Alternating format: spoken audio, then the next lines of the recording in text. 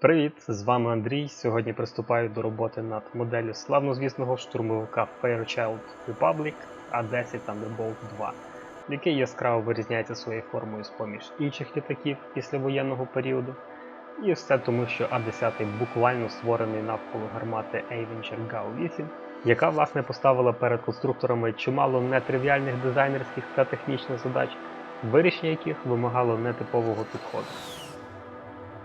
А10 серед військових літаків викликає естетичне задоволення не лише своїм виглядом, а й звуком роботи гармати, яку важко сплутати з чимось іншим та важко забути.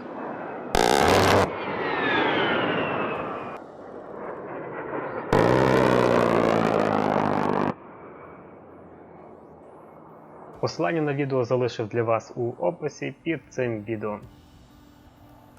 А10 був створений для роботи по наземних цілях, і це літаючий броньований танк, який прекрасно проявив себе у місіях, а також продемонстрував свою живучість у бою, що я також хотів би відобразити при збірці даної моделі. Поїхали! На столі у мене безпілотник на основі A10 Thunderbolt 2 від Hasegawa у 72 масштабі. Так, дрон на основі А10, якого швидше за все не існує в природі, але хто нам заважає пофантазувати. Вмістими коробки зустрічає звичним набором, інструкцію англійською та японською мовами, 10 пластиковими литниками, один з яких прозорий, інструкція покраски лише в один тип камуфляжу, 2 сета декалей і додатково смоляна накладка замість кабіни пілота. Саме через неї я і звернув увагу на дану модель. Крім моделі, можу порівняти з А10 від Italeri, яку збирав кілька років тому, і це була моя друга модель на той час. І так виглядає, що Italeri мають перевагу в розшивці та позиціонованих алеронах і децелеронах. У Hasegawa же деталізація на кращому рівні. Але про це ми поговоримо далі, бо пошивка нашого сьогоднішнього кита зовнішня. А це, як виявилося, ще та пригода в роботі. Якість відливу, як бачите, не найгірша. Присутні облої, сліди від прес-форм, все як ми любимо. Доведеться попрацювати скальпелем та шкуркою. Чому здивувався, так це наявності бомб та ракет у коробці. З попереднього досвіду Hasegawa грішить тим, що просить купувати озброєння окремо, а тут приємний бонус. Додатково придбав набір смоляних двигунів від Black Dog для Kita Academy, але думаю, для Hasegawa теж підійде. Якість купленого допа плачевна. Якщо коротко, то маємо зміщені форми для відливу і як наслідок деформації, навскрізні бульки, обломані пелюстки. Але в моєму випадку насправді це не є проблема. Це як хочу поекспериментувати з ефектом від попадання ракети в двигун, і різноманітні болячки відливу не будуть завадою. І останній доп на сьогодні – це металеве дуло гармати Avenger та трубка Піто в якості бонусу.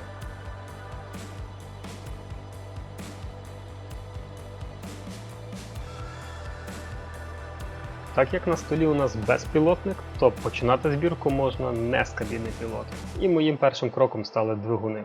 Це два турбореактивні General Electric TF-34, ті самі, що й на Lockheed S3 Viking.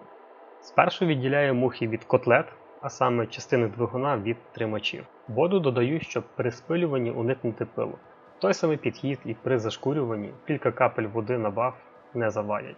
До речі, ви також можете додавати воду на наждачний папір з дрібним зерном, щоб уникнути царапин і отримати більш гладку поверхню, ніж при зашкурюванні поверхонь на сухо. Повертаючись до двигунів, порівнюю базовий повітрозабірник з допом і скажу, що різниці в деталізації нема. Дякую, Кеп. Але повітрозабірник з допа приблизно на міліметр меншого діаметру та трошечки нижчий. Відповідно, щоб уникнути головного болю з підгоном та правкою косяків смоляного лиття, вирішив відрізати начинку двигуна з допа і приклеїти до повітрозабірника з базового кита.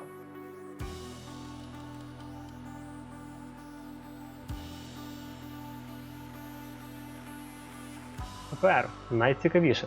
В інтернеті є фото А10, який успішно приземлився після попадання ракети в правий двигун, або ж фото іншого А10, якому добряче дісталось після наземного обстрілу. Вирішив піти цим шляхом та відтворити попадання ракети у правий двигун, і для цього відмічаю зону на пластику та берусь до вирізання. В цьому стане в пригоді дремель з конусною борфрезою. В результаті виріз має бути не стерильно рівним, а клаптями, як-не-як прилетіла ракета, а не шліфмашинка.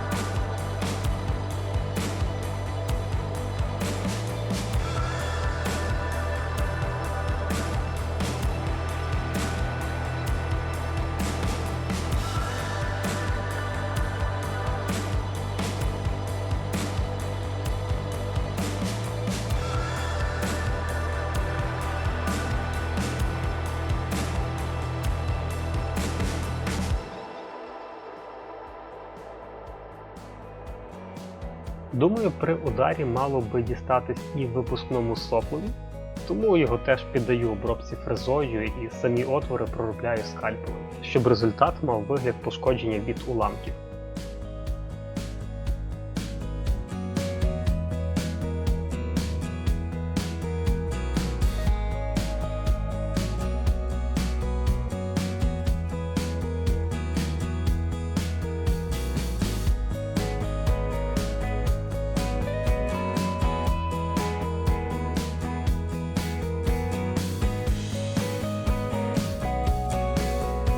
Далі приступаю до ґрунтовки окремих частин двигуна та власне поступової збірки.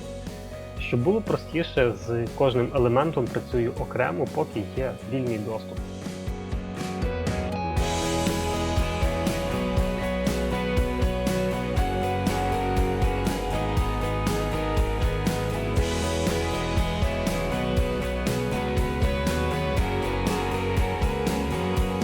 Після нанесення чорного ґрунта вирішив поекспериментувати з пігментами і в першу чергу наношу світлий метал. Точність на даному кроці не є необхідна, так як в подальшому це все буде залито змивками та сажею.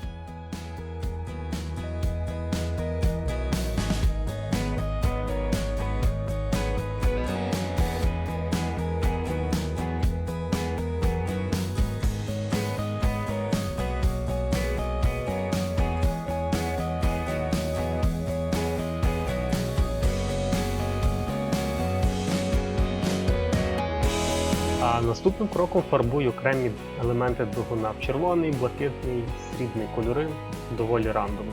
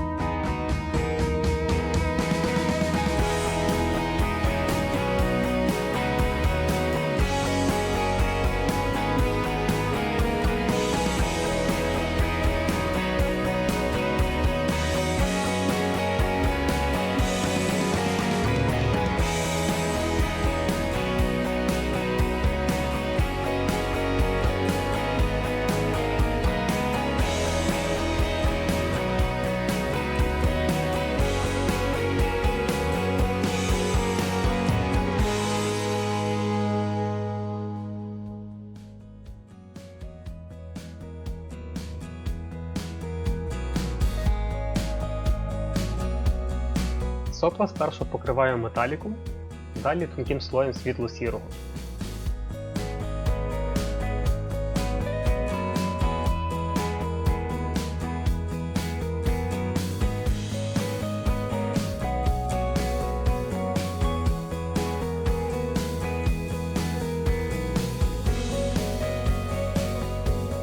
Далі всі частини покриваю глянцевим лаком і переходжу до змивок, а далі до сажі.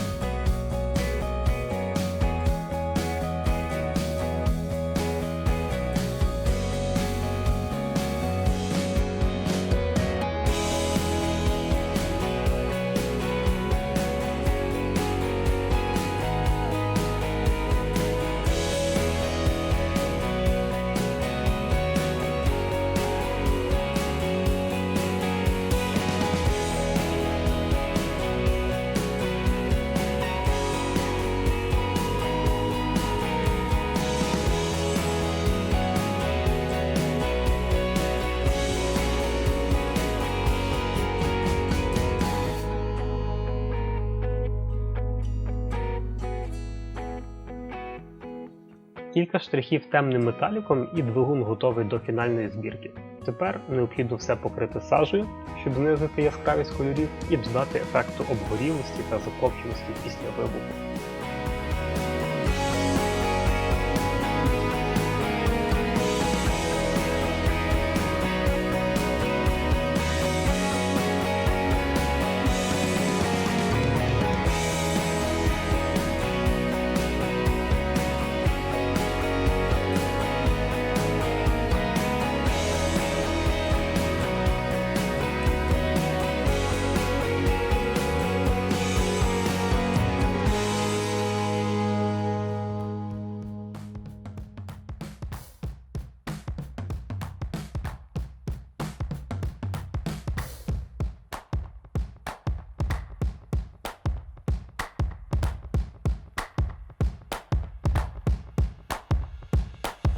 Отриманий результат знову покриваю лаком, на цей раз матовим, щоб закріпити змивки і пігмент.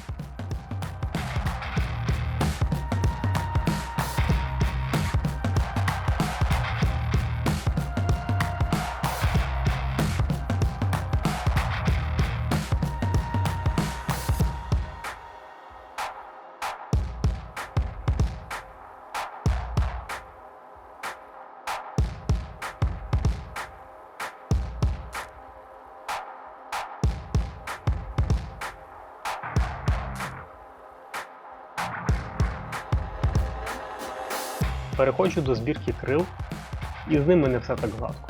Проблема номер 1. Нижній шов проходить через усі закрилки в місці, де його не має бути. Проблема номер 2 – це є нестиковка деталей під обтікачем крила. Туди важко підібратись ножем чи наждачним папером, щоб усунути проблему. Доведеться побити в бубен. І глобальна проблема усього кіта, про яку згадував на початку відео, це вивернута розшивка. Тобто шви представлені не канавками, як ми до цього звикли, а виступами над пластиком. Можна подумати, а в чому проблема? Справді це не дозволяє обробляти місця стиків наждачним папером та бафами, тому що це автоматично стиратиме розшивку, яку потім відновити, як розумієте, неможливо. Як бачите на відео, я недовго думав і почав вручну нарізати канавки для нової розшивки, використовуючи стару як направляючу. Нарізати нову розшивку можна було би під лінійку та скрайбером акуратно і чисто, але мені зручніше це робити скальпелем і без лінійки. Чому? Тому що так швидше та простіше контролювати силу натискання і кут руху леза. Звичайно, недоліком мого способу є велика ймовірність зробити криву лінію. Та для цього на наступних етапах у мене буде шпаклівка. Принцип в моєму підході простий. Спершу легко проводжу скальпелем лінію, щоб нарізати легку направляючу, після чого проходжусь по ній лезом ще раз, вже докладаючи трохи більше зусиль. Якщо на якомусь з цих етапів лезо з'їжджає, тоді нарізаю канавку заново, починаючи вже з зворотнього боку, щоб перебити зіскочившу борозду. І далі проходжусь по усіх нарізаних канавках пилочкою, щоб додати і ширини, і глибини розшивці. Різні технічні лючки перебиваю за допомогою трафарета і скрайбера.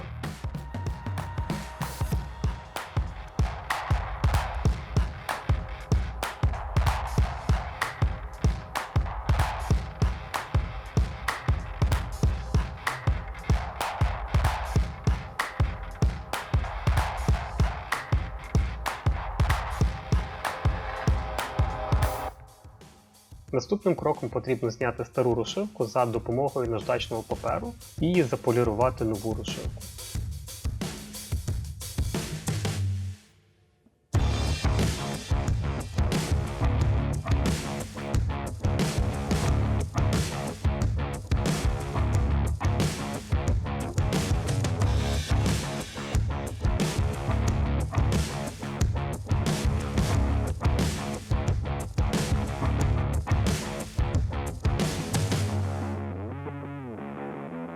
Весь пил з розшивок видуваю аером, заправленим дистильованою водою, і за потреби підправляю помилки.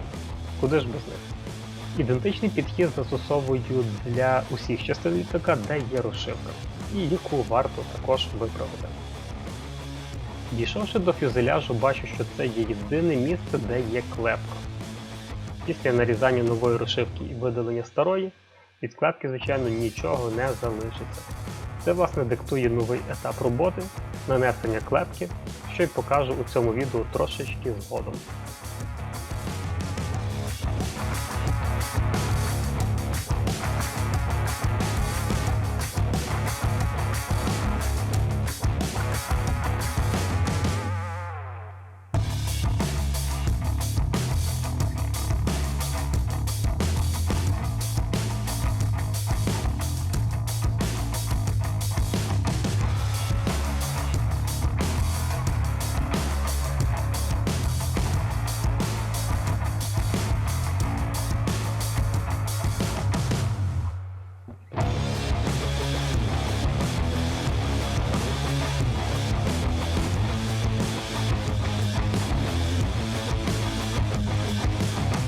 Інструкція Хасегава нагадує додати трохи ваги в носову частину літака, орієнтовно 18 грам. І це багато для 72-го масштабу. Справа в тому, що двигуни літака знаходяться в самій кормі та суттєво переважують. Що ж, рибальські тягарці ще не закінчились, їх і додав до балансу ваги.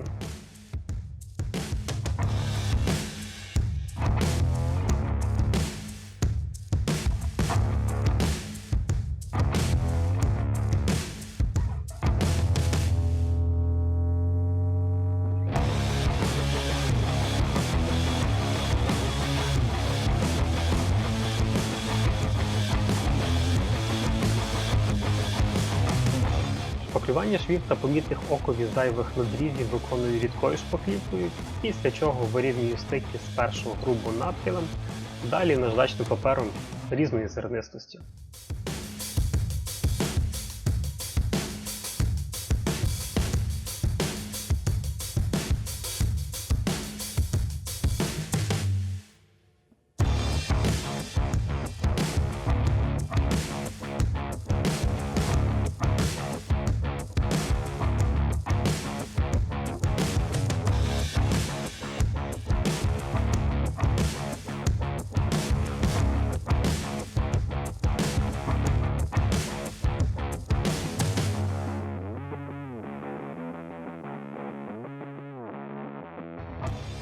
На місце ліхтара саджу смоляну накладку. Це, власне, єдиний елемент, який буде відрізняти безпілотник від звичайного А-10. Так як у нас двигун смоляний і додає ваги тильній частині літака, засипав тягарців у кабіну пілота для додаткового балансу ваги, і накладку кабіни довелось трошечки підпиляти.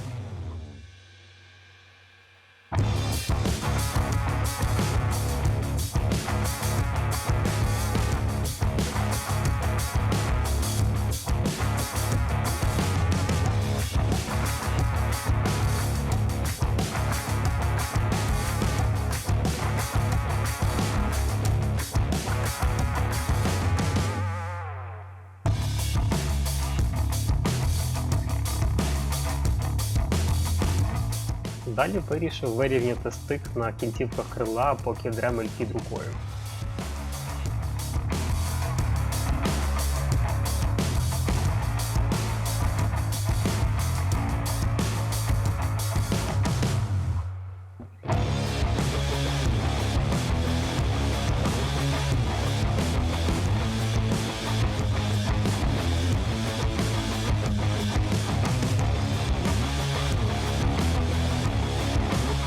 Далі справа за заміною дула гармати на металеве. Деталізація прекрасна, та результат вартуватиме докладених зусиль. Збірка проста та без сюрпризів. Усі деталі склеював цианоакрилатним клеєм, а посадкове місце в пластику висверлював сверлами різного діаметру.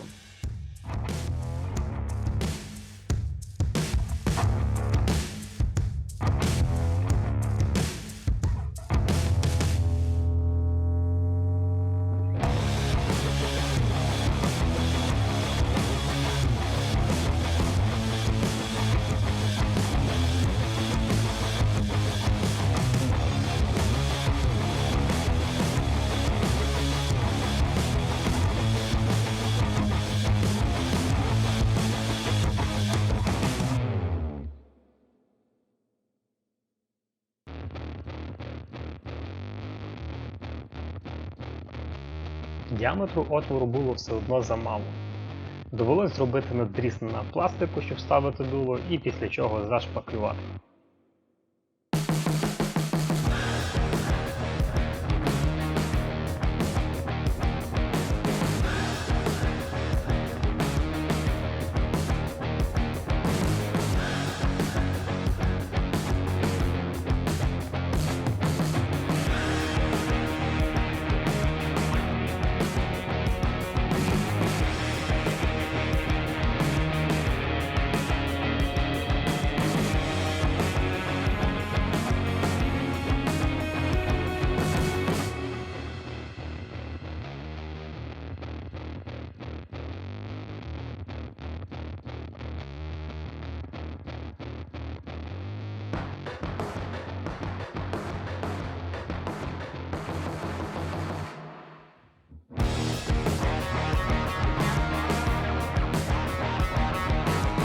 У А-10 по правому борту є цікава підвіска для лазерного наведення та слідування ракет, так звана Pave Penny. На фото з інтернету у неї є зелені бліки, які важко передати пофарбованим сірим пластиком. Тому вирішив поекспериментувати та вирізати альтернативну з прозорого пластику. Процес дії простий. Спершу обробляю вирізаний кусок пластику, щоб отримати бажану форму, а тоді шліфую бафом і мілко зернистим папером. Ну а далі повертаю блиск за допомогою полірувальних паст.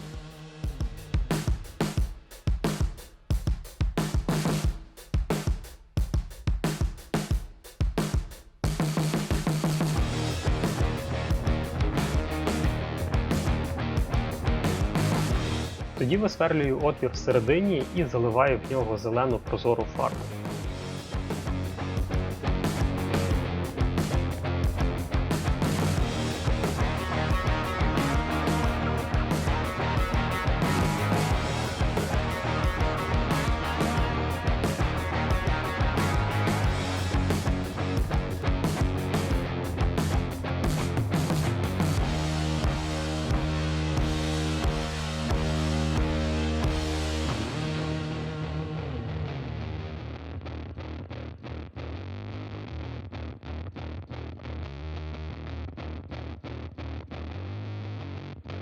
Щоб магія відбулась, маскую фронтальну частину рідкою маскою, аби захистити пластик від фарби на наступних етапах.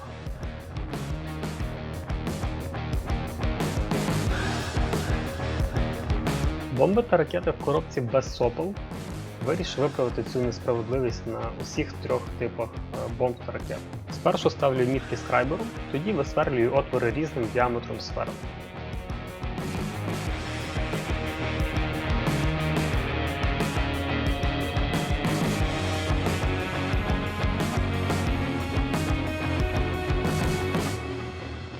Сверла після себе залишають напівсферичну діру, що не дуже підходить для ракет. А це можна виправити плоскими лезами, які давно замовляв з Піднебесної. Не так часто до них знаходиться застосування, але сьогодні їх день.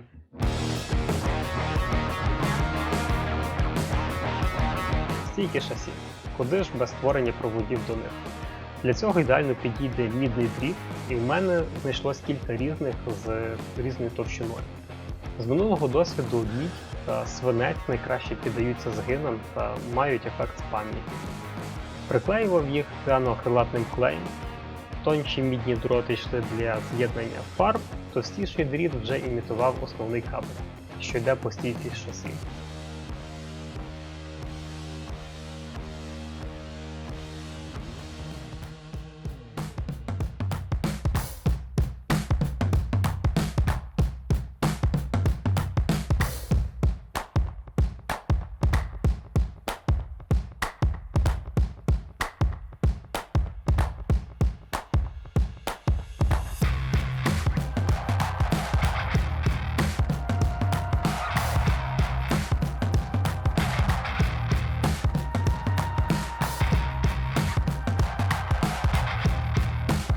Робота по збірці майже завершена, тепер черга за ґрунтовкою, і перед тим обов'язково протираю модель спиртом і омивачем, щоб прибрати пил та жир. Даю просохнути та покриваю сірим ґрунтом, розведеним 646 розчинником. Для розведення ґрунту використовую дрібні флакони з носиком. Вони зручні для перемішування ґрунту з розчинником та для наливання в аерограф, буквально по краплях. І додатково дозволяють зберігати запас замішаного ґрунту для наступних використань.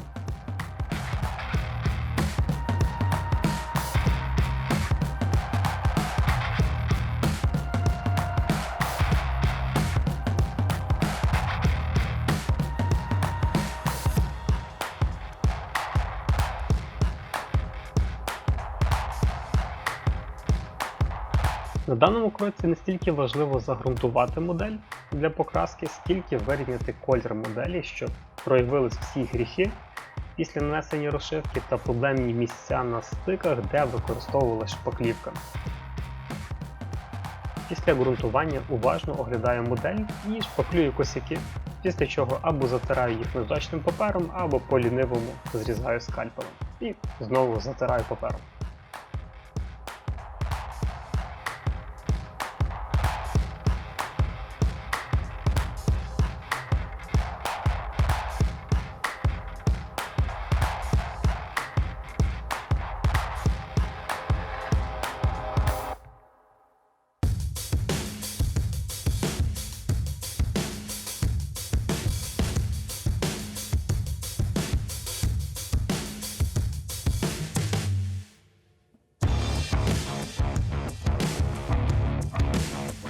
Завершальним етапом в цьому відео буде нанесення клепків.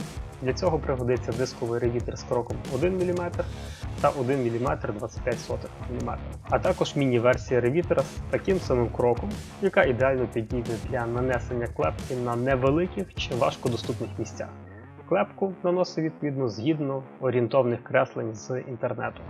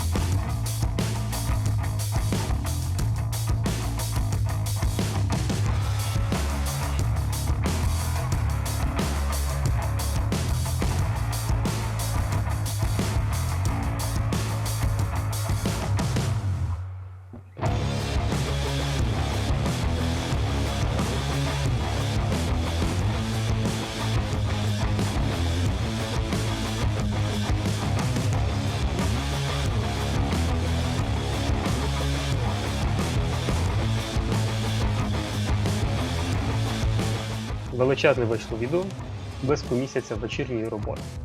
На черзі буде фарбування моделі.